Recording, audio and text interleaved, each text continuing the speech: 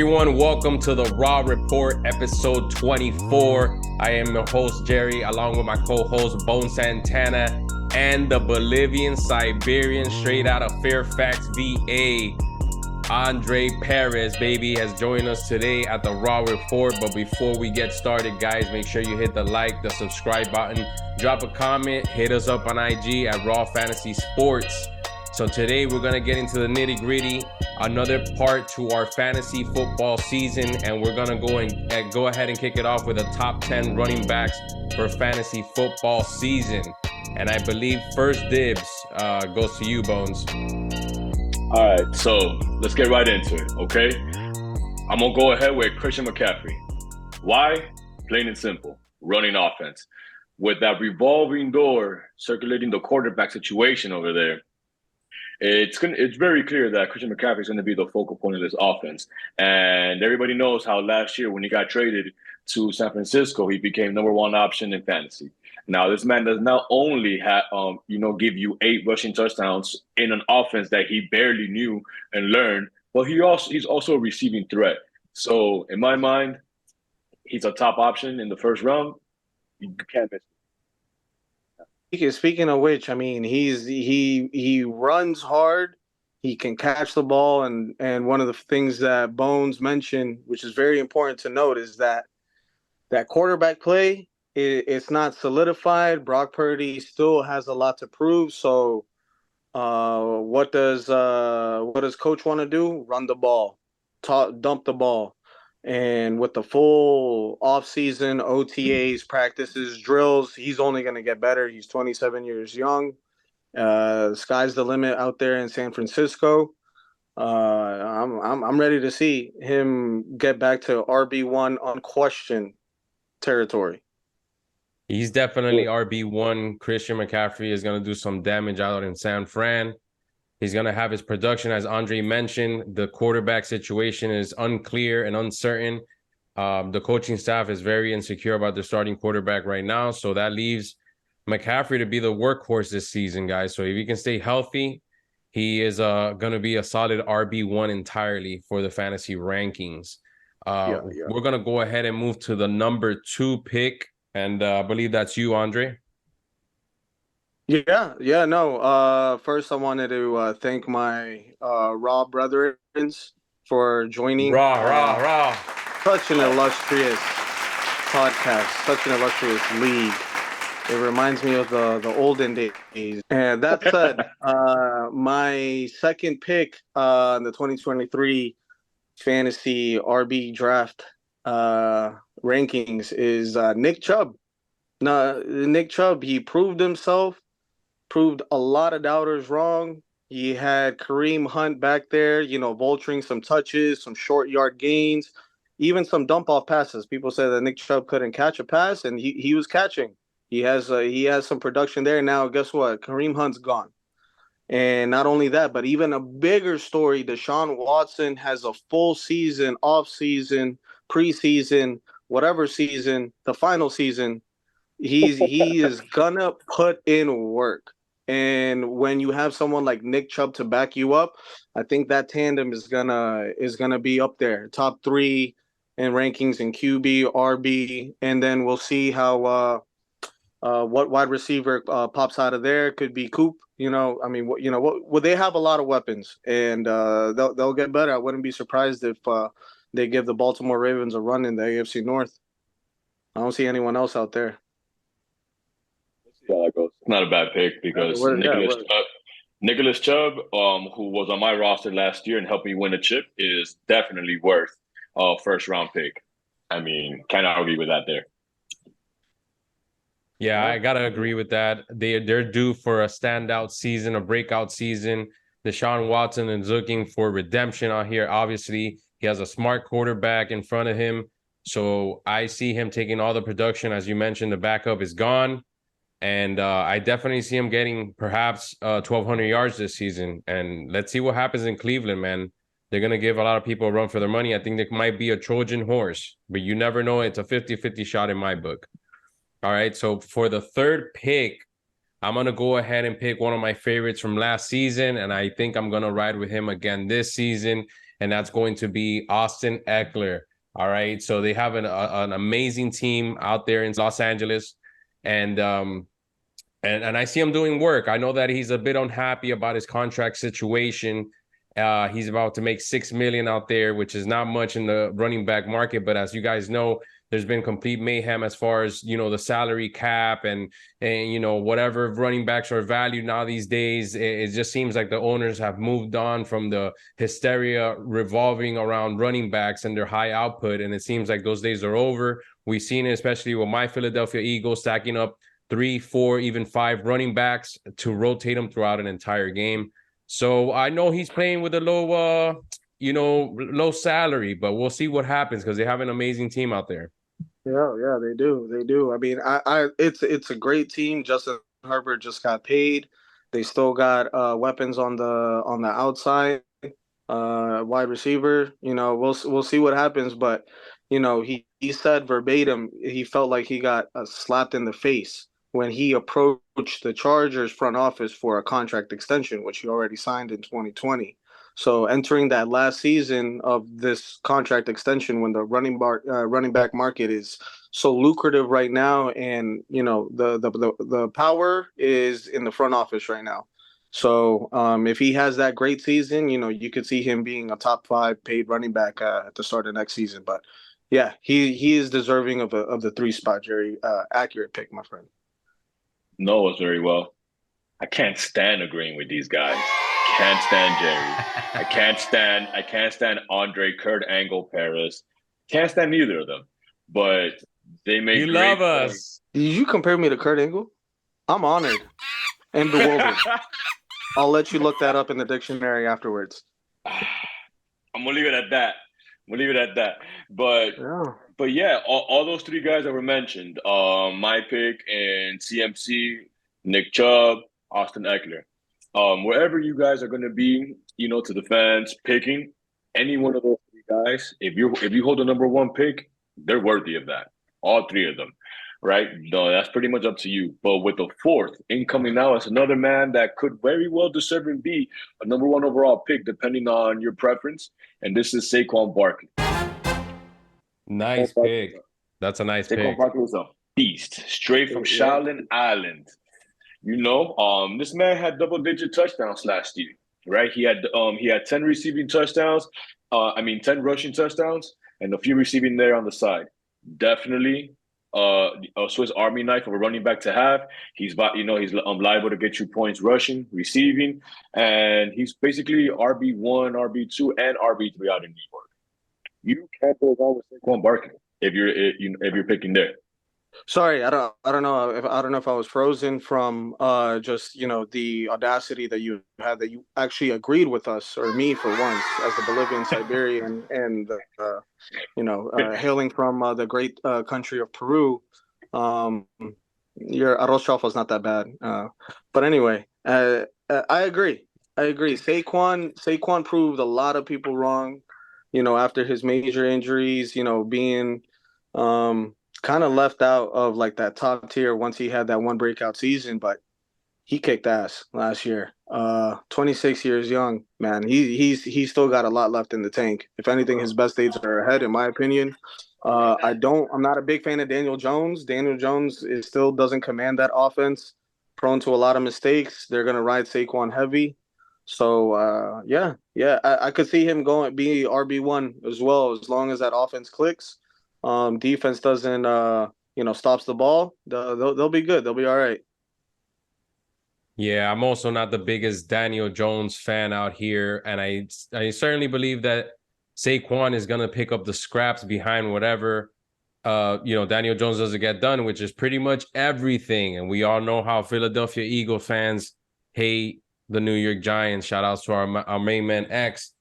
But all kidding aside, guys, Saquon is gonna run the ball. He's gonna catch the ball. He's gonna put up the production. They gave him some money. He's happy. All right, he's a happy camper. I see him doing good production in New York, but I don't think essentially New York is gonna do much from a fantasy standpoint. He's a great pick. They have Darren Waller now, so so that might help a little bit. Though it might open up the passing game, which in that case, it also opens up the running game. So You can't go wrong with Saquon.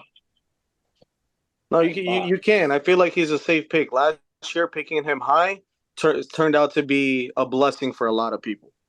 You know, the people that took a chance on him, they were blessed. So, we'll see how it goes. But speaking of being blessed, no one gets blessed more than the ladies, the thick ladies from Texas, where this next young running back, Bijan Robinson. I don't even know if I'm pronouncing his name right. Bijan, but he's gonna go beyond, if you know what I'm saying. As a rookie running back in this year's league, he's just a stud, right? He's just a stud. Scores touchdowns, runs the ball hard, gets open in the gap. Um, you can't, probably, could have been Heisman. I don't even know if he fucking walked out with the Heisman, but he won the best running back in the country, the Doak Walker Award. So there's a lot for him to do in Atlanta. Atlanta is a hot town with a young quarterback, so they're gonna ride him heavy. They want to secure that rock. Uh, I'm excited to see him, and as much as some people took a chance on Saquon, I might take a chance on him if he's there early in the draft this year, fellas. Just letting you know.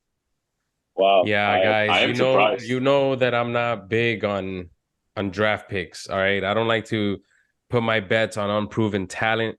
I know that he's a high spectated rookie coming into the NFL.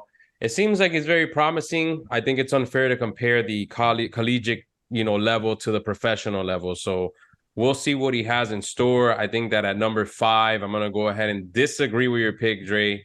We still have a lot to see from this rookie, man. Let's see if he ends up panning out for the Fair enough. for Fair the enough. Atlanta Falcons. Fair enough. Fair enough. I mean, no. I mean, I don't. I don't disagree that it's always hard to analyze or scrutinize a player like that. Especially when you have someone like what was his name, Algier, played very well in Atlanta last year, right? You still got Cordarrelle Patterson, who was just a one man do it all wrecking crew back there. So I think he may start off slow. He may start off slow, but will pay off dividends later. Could be a league winner. I don't know. That's a good gamble because yeah, it's a revolving door with Atlanta. I myself picked up Cordell Patterson. He came through, right? But there was also some times where he would like give you 2 to 3 points, and it's like, what? Man, she It's gave me risky. he gave you 20 plus the week before, but then the upcoming week it's Algier's turn or whatever. So yeah, there's high praise for him. I like it. I like it. That's high. You surprising me there. There's still some names that I would have put, but I like It's the just cat. that the weeks that you put him in your So, lineup, weeks that you put him in your lineup, instead of using Sage, you use Time. You have to look at the label carefully next time. Okay. yeah. All right, guys. So for my next pick at number 6, we're heading into the bottom half of the list here, guys, and I'm about to do my 6th pick. There's nothing more than I hate than rooting for the Dallas Cowboys, guys. Oh, And as a Philadelphia Eagles fan, it always hurts me to admit to certain players that I like on the Dallas Cowboys, and one of oh, them being Tony Pollard. I love the way that he came in and he took Zeke's job. Out of here, unemployed, cut, finito. Jerry Jones is tired of your overpaid ass, and he's out there. Tony Pollard on the franchise tag. I think he's going to do serious damage just like he did last year. He's a threat on the ground. He's a threat in the air. And he's saving Dak from that hot seat, in my opinion. Tony Pollard, number 6 pick, guys. I think that he's going to be a solid contributor. I honestly can't say anything more than what you said right there because I don't think much of the Dallas Cowboys, but yeah, he was the lone star for that whole roster last year, and I believe that he carries that mantle. Why? Not only did he cash in last year, but unfortunately they didn't give him a big contract with the market for running backs being in shambles right now. So that means he's still playing for another big payday coming up. And when you have that incentive, like on your shoulders, you're gonna perform. So yeah, I like that. I like that. Bottom five pick, Tony Pollard. Fuck it, why not? I'll tell you why not. It's still Dallas at the end of the day. They're gonna find a way to shoot themselves in the foot. Dak Prescott is gonna have, he's gonna have his above average season. He's an above average quarterback. But and this is on no hey. I think CeeDee Lamb is still the number one option regardless of the running back play. Yeah, no Zeke. Yeah, we'll see how much Pollard is released. But it's going to take a lot just to ride him from, his production going from, 50-50, 60-40, 65-35 split to, being the lead back. We'll see what his durability is like, because these backs, when they go from 130, 150 touches to, almost double that, the wear and tear shows. So it'll be a test season. See how he pans out in the long run. God damn it, Andre. Just when I was starting to like you a little bit, whatever happened to manipulative scheming?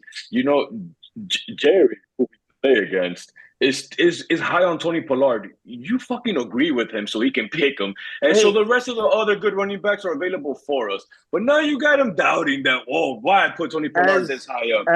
As Why? a fellow Why? NFC East fan, I think I have to play the devil's advocate here. I think I have to assume that role. And this is for Jerry's sake. I'm actually doing this as a favor to Jerry, because it took a lot out of him. I could see it in his eyes. I could see it in his elbows. It was hard for him to admit, or to rank Tony Pollard at 6, but someone had to shine a little bit of darkness out here. Not a terrible pick, but well, speaking about not terrible picks, at number 7, you know who I got coming in? Josh Jacobs. Vegas, baby. Vegas. I like Joshua. Ooh. I love to bring up everybody's misery and pains. For all of you that don't know, Jerry was very high on Vegas players last year, and they all let him down, and I loved it. I love seeing him pick up I'm L's still week high on after Vegas. week. I'm still hopeful for Vegas. We coming through, baby. That's my West Coast team. Philly on the East, Vegas on the West. Let's get it. Anywho, at 7, Josh Jacobs honestly should be he should be top 5, but I have him at 7 because of all the discrepancy and unhappiness that was made very public throughout the offseason. But nevertheless, he's still going to suit up, and he still has to perform because, like Pollard before him, he's on the tag and he wants to get paid. So you're talking about a double-digit running back who proved everyone wrong last year, who no one saw as a top 10 guy, ended up being top 3. So yeah, and not only that, but the players spoke themselves. He had the highest jump in the NFL's top 100, or so voted by the players. So it goes to show you what his peers around the league think of him. He may be a lot higher in some people's lists, but in ours, 7. Josh Jacobs, man. I like him, man. I like Josh Jacobs a lot. I know that he's a bit unhappy with Vegas, in their situation. I really hope that they get this man paid or give him some sort of incentive, because Vegas has a lot of potential. New quarterback, new year. Who's this? All right, we got Jimmy G in the house, the ultimate playboy. Can he stay focused and up? Can he stay away from the escorts? We shall see, guys. Josh Jacobs, hell of a running back, guys. I cannot express enough how good of a running back Josh Jacobs is. I love your pick. Yeah, no, I sadly, unfortunately, have to agree with Bones' assessment. Say my government, Jerry. We shared a very a very nice draft in Vegas together. It was one to remember. I blacked out one day, so I forgot, but it was fun. And in my opinion, you got to pay that man. I think Josh Jacobs is one of the few running backs that when he talks the talk, he's walking the walk. And you got to pay that man. All that money that went to the Sphere should have gone in his pocket. But that's where I end this. Yeah. I definitely agree on that. Right, where are we going? We're number 8. We're on number 8 already, and we got my boy Travis. Sorry, I was loading. Travis Etienne Jr. the junior to the senior. I'm just saying that offense in Jacksonville is going to be Oh, baller. Calvin okay, Ridley is okay. back. You got ETN, already without James, a preseason, offseason without James Robinson, on his shoulder. Remember, he got traded and then ETN just blew up. He came in from college as a catching back, and he had more production on the ground. So imagine them, just hitting the road, at 100 miles per hour. So I like that. T-Law still improving. And one thing that he does a lot, it's hard to do in this league, is he makes people miss. He is giving you that peace sign, looking back at you like, yo, another one bites the dust. So he's I have him at 8. I could have easily put him up there ahead of the rookie. I like the rookie, Bijan, but I think ETN is going to have another exceptional year, fellas. Just what I'm I saying. Just loved what I'm I saying. love that pick, Andre, because as far as the South goes, I'm a huge Jacksonville Jaguars fan. I like my guy Doug Peterson out there who got Philly that championship a few years ago. I think Oh, he is another guy on the road to redemption. Trevor Lawrence, Calvin Ridley, and they got a solid running back, guys. There's no other way to put it. They're gonna cash in this season. It will be a shame if they don't get to the playoffs. But that guy is gonna put up massive production. He averaged 15 fantasy points a game last year, or just about, depending how you set your format in your league. But I absolutely love that pick at number 8, Travis Etienne.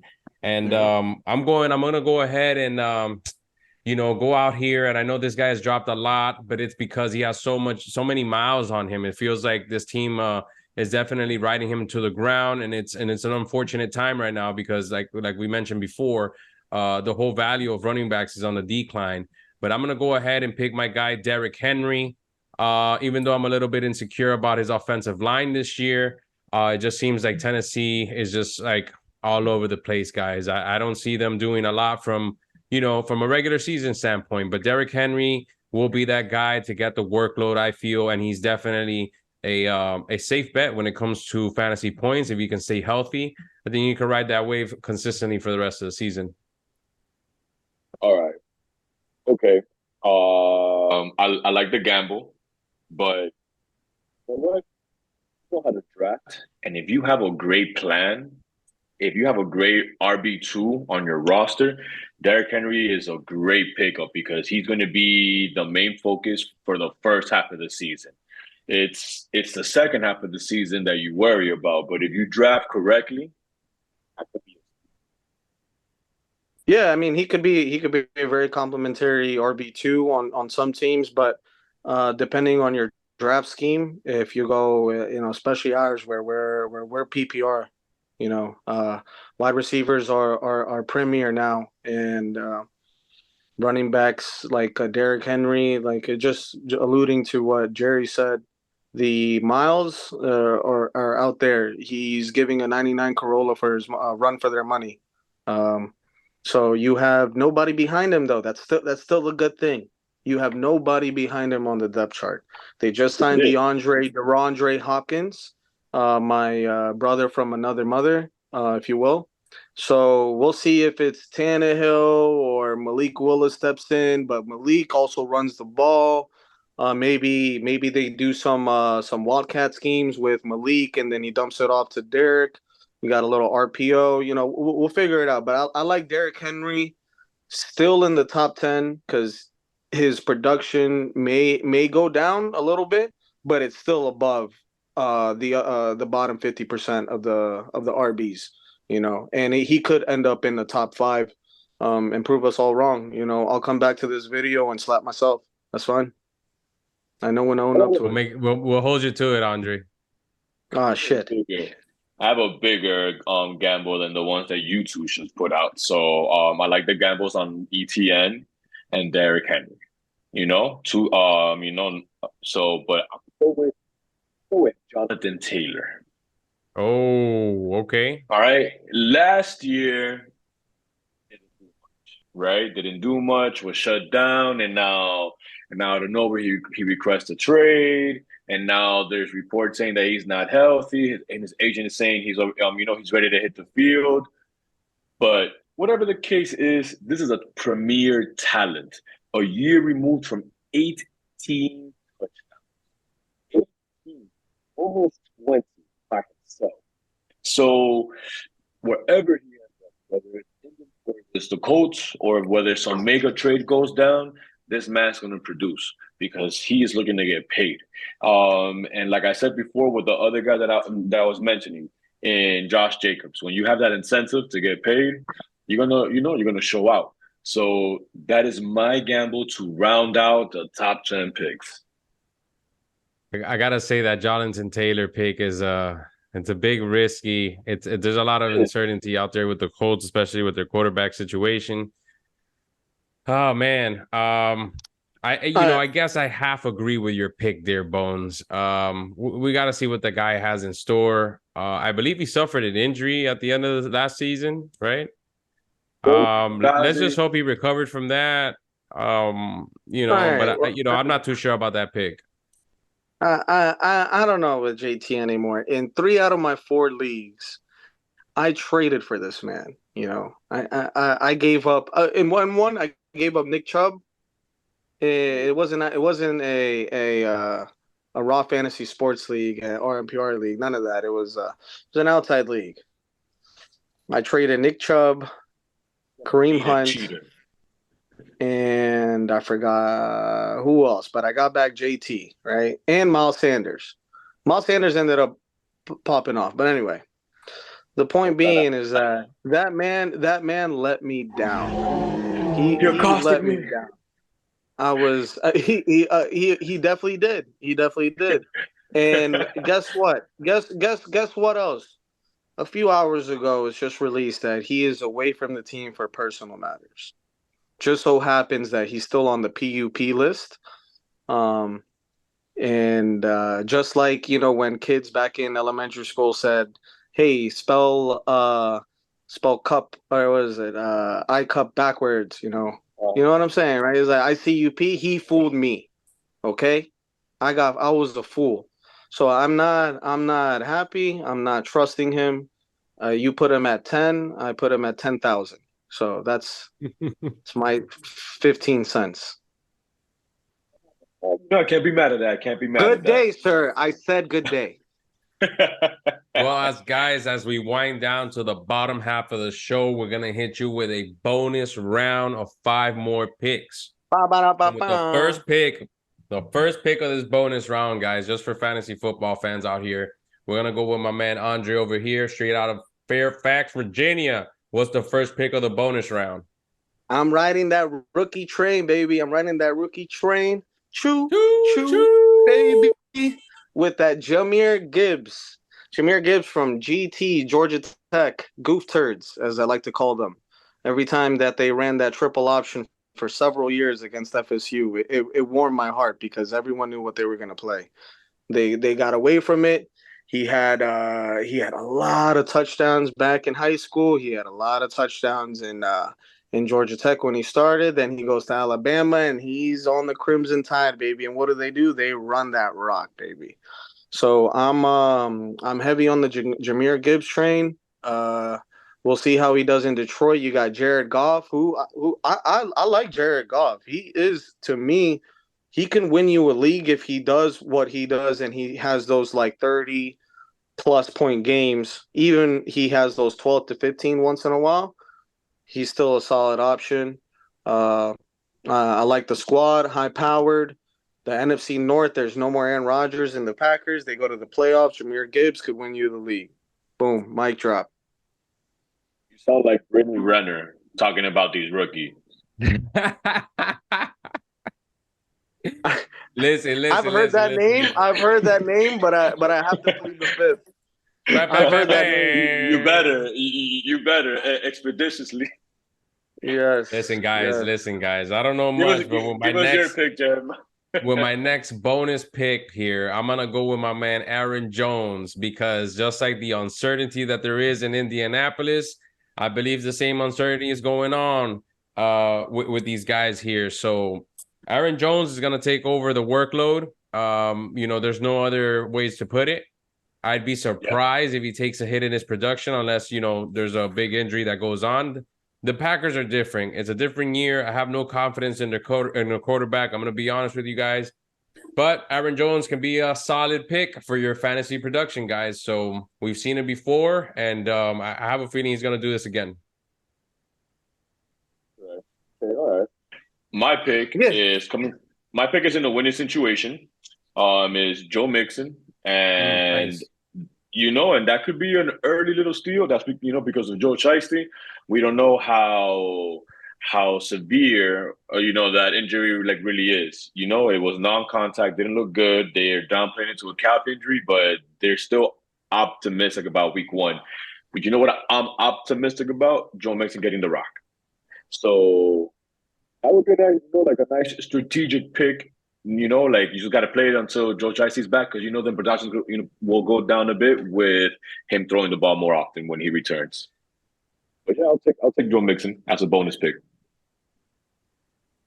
Yeah, I like Mixon, but I'm also going to mix in Madison. All right, Alexander Madison, now the top dog in Minnesota.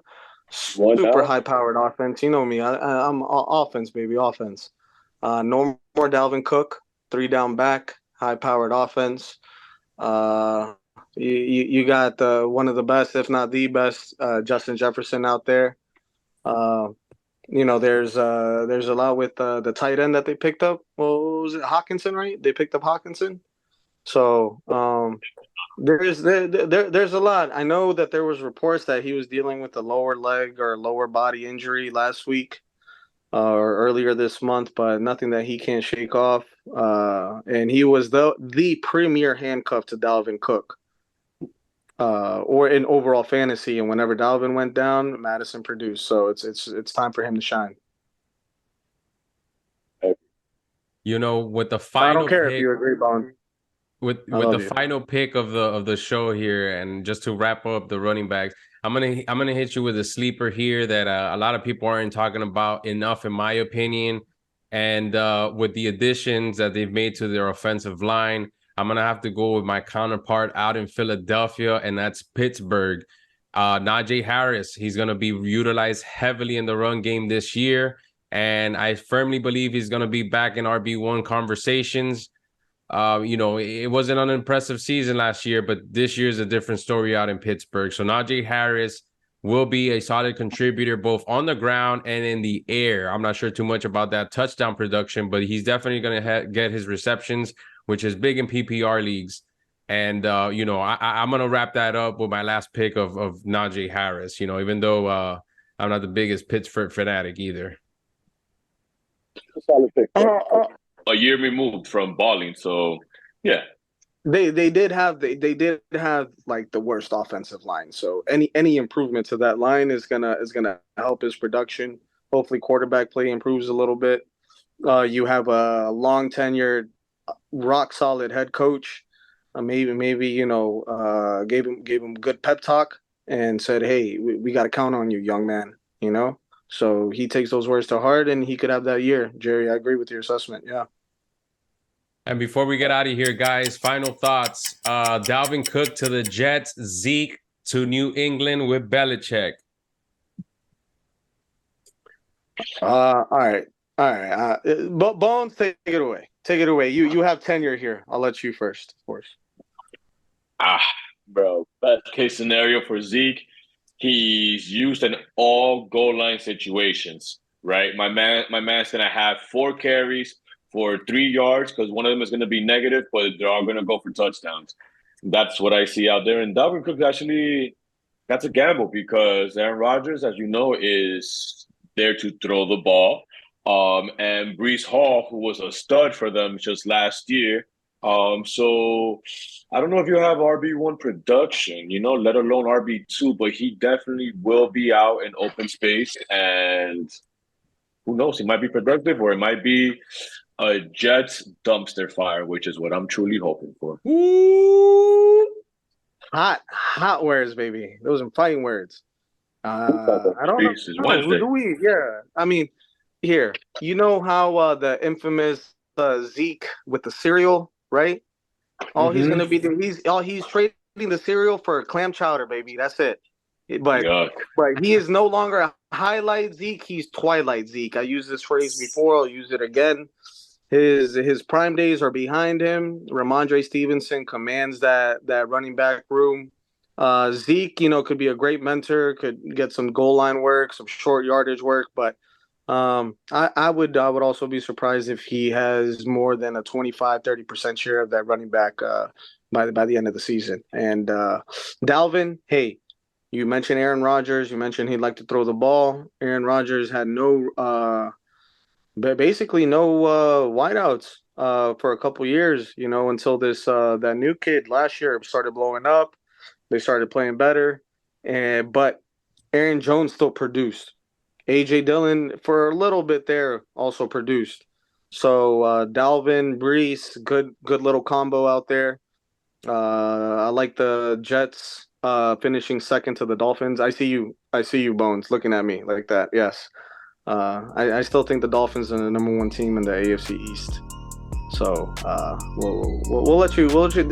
I think he's about to have a stroke. Jerry, you should end this podcast right now. It's all about the Jets and the Bills, bro. It's enough. Oh, okay. You needed to breathe. I was about to tell you should woo-saw. Friendly banter, fellas. It's a pleasure being here.